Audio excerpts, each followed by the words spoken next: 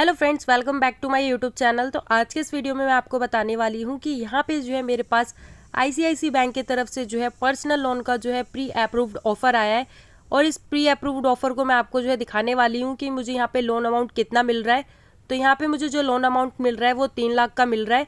और 3 लाख पे यहाँ पे कितने चार्जेस वगैरह लग रहे हैं, प्रोसेसिंग फीस वगैरह क्या लग रही है, तो ये वो सारी चीज़ें मैं आपको जो है आगे दिखाने वाली हूँ। तो यहाँ पे मैं आईसीआईसी बैंक का जो ऐप है, आई मोबाइल ऐप, इसको मैं ओपन कर लेती हूँ और यहाँ पे मैं फिंगरप्रिंट या फिर लॉगिन पिन डाल के इसे लॉगिन कर लूँगी। तो यहाँ पे मैं लॉगिन पिन डाल के इसे लॉगिन वगैरह कर लेती हूँ। तो यहाँ पे हमारा जो ऐप है वो लॉगिन हो चुका है और यहाँ पे आपको दिख रहा होगा माई सेविंग अकाउंट और यहाँ पे आपको कार्ड एंड फॉरेक्स ऑप्शन दिख रहा होगा। इस ऑप्शन पे आपको क्लिक करना है। तो चलिए यहाँ पे क्लिक करके आपको मैं सारी चीज़ें दिखा देती हूँ।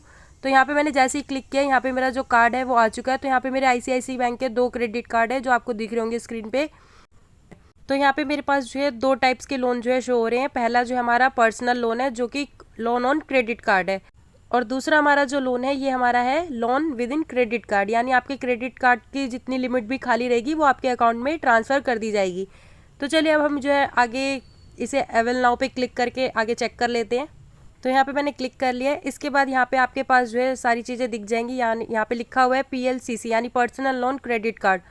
इसके बाद यहाँ पे आपको अपना अमाउंट डालना है। यहाँ पे लिखा हुआ है प्लीज़ एंटर एन अमाउंट, तो आपको यहाँ पे अपना अमाउंट भरना है। तो मिनिमम जो है आप यहाँ पे 20,000 रुपये जो है विड्रॉ कर सकते हैं। मैक्सिमम जो आपका रहेगा यहाँ पे 3 लाख तक का आपको जो है लोन मिल रहा है। आप इसे अप्लाई करते हैं तो आपके पास जो है 3 लाख रुपये आ जाते हैं।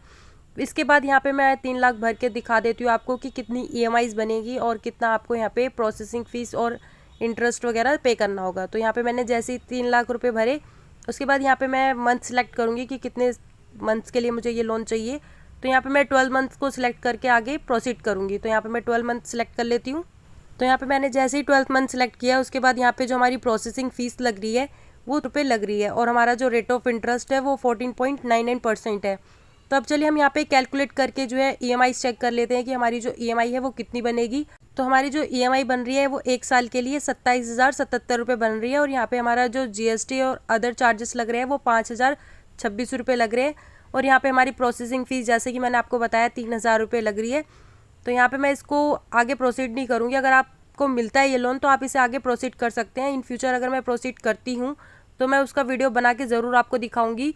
अगर आप प्रोसीड करते हैं, इसके बाद यहाँ पे टर्म्स एंड कंडीशन का पेज है, इस पर आपको चेकबॉक्स पे क्लिक करके आप इसे अवेल नाउ पे क्लिक करके आप इसे ले सकते हैं। तो यहाँ पे मैं इसे नहीं अप्लाई कर रही हूँ।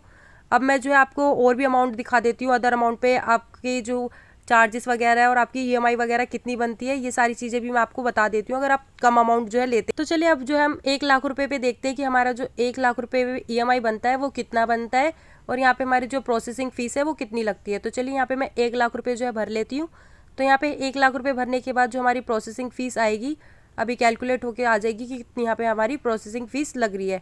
जैसे ही मैं यहाँ पे मंथ सेलेक्ट करूँगी, तो यहाँ पे मैंने 12 मंथ्स के लिए इसको सिलेक्ट कर लिया है।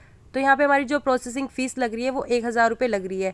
तो चलिए अब हम जो है अमाउंट कैलकुलेट कर लेते हैं। तो 1 लाख रुपये पे जो हमारी EMI बनेगी 1 साल के लिए वो 9,049 की बनेगी और यहाँ पे हमारा जो GST और अदर चार्जेस रहेंगे वो 1,725 रहेगा और प्रोसेसिंग फ़ीस यहाँ पे 1,000 रुपये हमारी लग रही है। तो यहाँ पे जैसे आप इसे अवेल नाउ पे क्लिक करते हैं तो आगे ये आपका लोन प्रोसीड हो जाता है। तो यहाँ पे मैं आपको एक और चीज़ इंपॉर्टेंट चीज़ बताने वाली हूँ कि अगर आप जब लोन अप्लाई करते हैं तो आपका जो बिल है वो कब जनरेट होगा। तो आपका इसके लिए कोई अलग से बिल जनरेट नहीं होता है, आपके क्रेडिट कार्ड में ही जो है इसकी स्टेटमेंट जो है आ जाती है। और जब आप इसकी EMI पे करते हैं, फर्स्ट मंथ जो है आपके यहाँ पे जो चार्जेस लग रहे हैं ये आपके क्रेडिट कार्ड से ही डिडक्ट होते हैं। जैसे कि यहाँ पे 9,049 रुपये तो आपकी EMI रहेगी और इसके अलावा जो आपके यहाँ पे चार्जेस दिख रहे हैं आपको 1,725 रुपये की आपकी GST और यहाँ पे आपका 1,000 प्रोसेसिंग फ़ीस। तो आपको अपने क्रेडिट कार्ड में EMI प्लस आपके जो चार्जेस वगैरह है इससे आपको एक्स्ट्रा ही यहाँ पे रखना होगा, नहीं तो आपका जो है ओवर लिमिट चार्ज भी लग सकता है। तो आपको अपने कार्ड में EMI प्लस आपका जो प्रोसेसिंग फ़ीस और यहाँ पे आपके GST वगैरह है, इतना अमाउंट से आपको 1-2 हज़ार रुपये अपने कार्ड में एक्स्ट्रा ही रखना है ताकि आपका जब बिल जनरेट हो तो आपकी ओवर लिमिट चार्ज ना लगे। तो यहाँ पे मैंने आपको ये चीज़ बता दी है। और आपका जब नेक्स्ट मंथ आपकी EMI जब जनरेट होगी तो आपकी 9,049 की ही यहाँ पे आपको पे करना होता है। सिर्फ 1 टाइम ही आपको ये अमाउंट पे करना होता है, आपकी जो प्रोसेसिंग फ़ीस वगैरह रहती है। तो चलिए अब यहाँ पे मैं मिनिमम अमाउंट भी आपको दिखा देती हूँ कि उस पर आपको जो है कितने चार्जेस वगैरह पे करने होते हैं। तो यहाँ पे हम मिनिमम अमाउंट सेलेक्ट करेंगे 20,000 रुपये।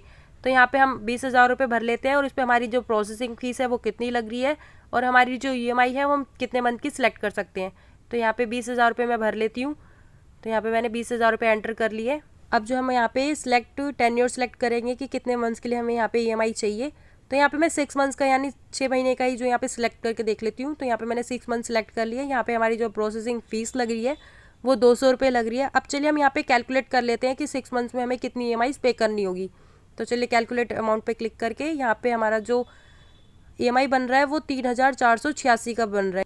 तो यहाँ पे आप जो है कैलकुलेट करके देख सकते हो कि आपकी जो EMIs है 6 मंथ्स के लिए आपको यहाँ पे कितना एक्स्ट्रा पे करना है। तो चलिए यहाँ पे अब मैं आपको अपने कार्ड की लिमिट वगैरह भी दिखा देती हूँ कि इस कार्ड की जो लिमिट है वो क्या है।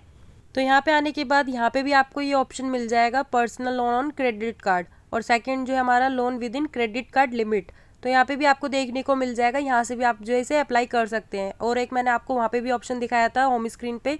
तो यहाँ पे इस कार्ड की जो लिमिट है वो 1.5 लाख रुपए है। तो यहाँ पे मैंने कुछ लिमिट यहाँ पे खर्च भी कर ली है, क्योंकि यहाँ पे मैंने थोड़ी शॉपिंग वगैरह कर ली थी, फ़ोन वगैरह बुक कर लिए थे। तो यहाँ पे जो लिमिट है वो थोड़ी यूज़ हो चुकी है। तो बस इस वीडियो में मुझे इतना ही बताना था। अगर वीडियो अच्छा लगा हो तो मुझे कमेंट करके ज़रूर बताइएगा। अगर मेरे चैनल पर नए आए तो मेरे चैनल को ज़रूर सब्सक्राइब करें। Thanks for watching.